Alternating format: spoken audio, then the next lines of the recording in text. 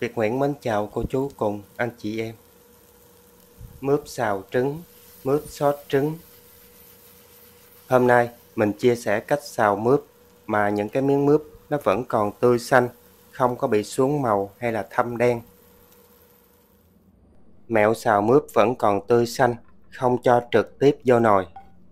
Nếu cô chú anh chị em mình thấy thích thì cùng Việt Nguyễn vào bếp thực hiện cách làm. Mướp mình sẽ xào chung với trứng gà và một củ tỏi. Cái phần mướp ở đây nó đến 1,5 kg luôn. Việt Nguyễn chỉ xào khoảng 2 trái thôi, mình dùng vừa đủ thôi. Phần tỏi thì mình sẽ lột vỏ rồi mình băm nhuyễn. Việt Nguyễn lột tỏi theo cách này nè. Thấy nó cũng hay, mà không biết cô chú anh chị em mình có cách nào lột tỏi cho nhanh không? Thì cho Việt Nguyễn biết với nha. Mình bóp mạnh xuống một cái là nó tách cái vỏ ra. Mình sử dụng 2 trái mướp khoảng 600g là vừa. Một là mình sẽ lấy cái bằng bào, mình bào cái phần vỏ. Hai là anh chị em mình sẽ lấy cái con dao nè. Mình sẽ cạo cái vỏ lụa bên ngoài. Khi mình xào mướp, mình cạo cái vỏ lụa bên ngoài thôi á, thì cái miếng mướp của mình khi xào lên, mình ăn nó rất là giòn. Mình cạo cái vỏ lụa như vậy á, thì nó sẽ lâu hơn là khi mình bào. Tuy nhiên mình làm cách này á, thì khi mình xào miếng mướp lên, cái miếng mướp của mình nó rất là giòn, mình ăn nó sẽ ngon hơn. Thôi thì tốn công một chút, nhưng mà miễn sao nó ngon là được. Không biết là khi dùng mướp, cô chú anh chị mình có làm theo cách giống Việt Nguyễn không ha? Nếu có làm giống như mình đang làm nè, thì cho mình biết với nha, bằng cách là bình luận bên dưới. Mình làm cách này, cái vỏ bên ngoài trái mướp nó còn xanh rì luôn, nhìn đẹp ghê. Giờ mình sẽ cắt khúc cái trái mướp này ra. Thường khi thì mình vẫn cắt xéo á, nhưng mà cũng tùy thích, cô chú anh chị mình cắt sao cũng được. Còn riêng Việt Nguyễn á, thì mình thấy cắt cái hình khối vậy nè, khi mình xào lên, cái miếng mướp nó sẽ ngon hơn. Với cái cách này, mình xào mướp xong, mướp nó không có miếng nước nào hết, mà mình ăn á, nó rất là giòn. Mướp mình xào theo công thức này, nó lạ mà nó cũng rất ngon. Cô chú anh chị mình làm theo cách này, để gia đình có món ngon thưởng thức. Trứng gà thì mình sử dụng 1 cái thôi. Nếu mình thích trứng nhiều á, thì mình cho 2 cái. Mình cho vô thêm một ít hạt nêm, một tí xíu bột ngọt. Mình không dùng bột ngọt á, thì mình khỏi cho vô. Một tí xíu nước mắm để cho nó thơm. Và sau cùng một ít tiêu. Mình đừng có sợ là cái trứng nó mặn, lát nữa mình còn xào mướp nữa đó, nên nó cũng không có mặn đâu. Khuấy lên cho trứng và gia vị nó tan ra. Giờ mình cho dầu vô chảo, mình cho nhiều một chút để mình phi tỏi.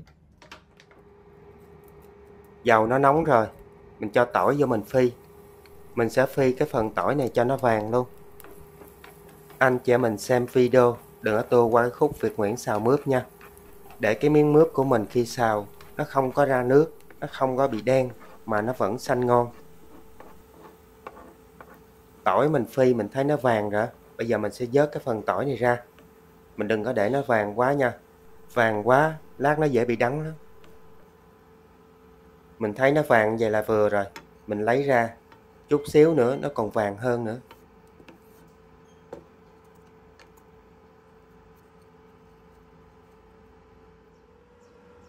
Mình lấy cái dầu phi tỏi nãy á, chế bớt dầu ra, cho trứng vô mình chiên. Anh chị em mình để lửa nhỏ thôi. Cái phần trứng này mình chiên nó vừa chín tới thôi. Mình chiên có một cái trứng như vậy nè, mình để lửa dưới trung bình thôi. Mình đừng có để lửa lớn quá. Lửa lớn quá lát cái trứng nó khô, cái mình xào cái món ăn nó không có ngon. Anh chị em mình lấy đôi đũa nè, mình xé cái trứng này ra cho nó nhỏ nhỏ. Lát mình xào chung với mướp luôn. Mình làm trước vậy nè, cho nó nhanh và nó gọn hơn. Mình sử dụng cái dầu phi tỏi này còn dư á, mình cho vô chảo. Anh chị em mình để lửa trung bình thôi, mình đừng có để lửa lớn. Dầu nóng rồi, mình cho mướp vô. Mình làm cách này, Cái miếng mướp của mình nó có một cái lớp áo qua dầu á, nên nó không có bị thâm đen, cũng như là nó không có ra nước nhiều. Anh chị em mình vẫn để lửa trung bình. Mình đảo cái mướp này trên bếp khoảng 30 giây. Mình đảo cái phần mướp trong dầu như thế này. Cái miếng mướp của mình nó được một lớp dầu bao phủ bên ngoài á, nó không có bị đen và nó rất là mượt mà. Mình đảo được 30 giây rồi, mình tắt bếp luôn. Giờ mình lấy cái chảo trứng nè, mình cho mướp vô. Mình vẫn để lửa trung bình thôi nha, mình không mở lửa lớn. Mình nêm thêm vô chảo mướp ít hạt nêm.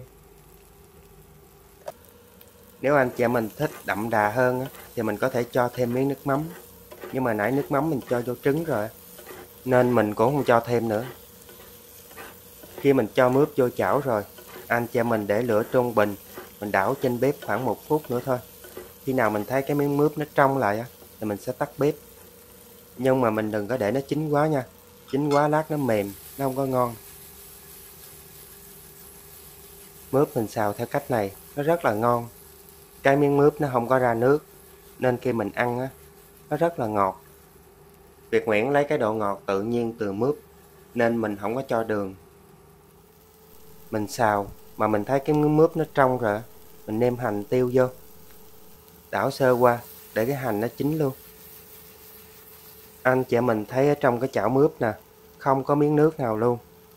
Cái lượng nước ở trong miếng mướp nó vẫn còn giữ nguyên. Nhìn đẹp ghê chưa? Cho mướp xào ra dĩa. Miếng mướp khô queo luôn, không có miếng nước nào hết. Nếu anh chị em mình thích trứng nhiều á, thì mình cho 2 cái. Ở đây Việt Nguyễn cho ít trứng nè. Giờ mình lấy cái phần tỏi phi lúc đầu á, mình rắc lên trên. Cô chú anh chị em mình thấy cái món mướp xào này có hấp dẫn không nè? Thì cho Việt Nguyễn biết nha, bằng cách là bình luận bên dưới. Miếng mướp xào xong, ở bên ngoài xanh rì luôn, đẹp ghê chưa? Việt Nguyễn mời cô chú cùng anh chị em mình dùng với Việt Nguyễn nha. Mướp xào.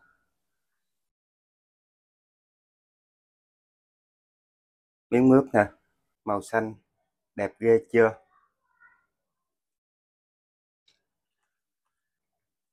Giòn ghê luôn á, ở bên ngoài thì giòn, ở bên trong thì mềm. Mướp thì thơm, rất là vừa ăn.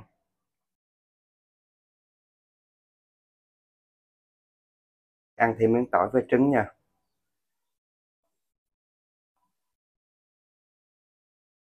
Quá trời là thơm ngon.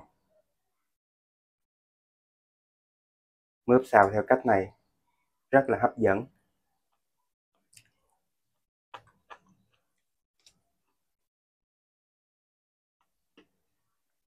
Ở bên ngoài rất là giòn. Và video hôm nay Việt Nguyễn chia sẻ đến đây cũng tạm kết thúc. Mến chúc tất cả các bạn và gia đình thật nhiều sức khỏe và bình an. Việt Nguyễn xin chào và hẹn gặp lại tất cả các bạn ở những video sau.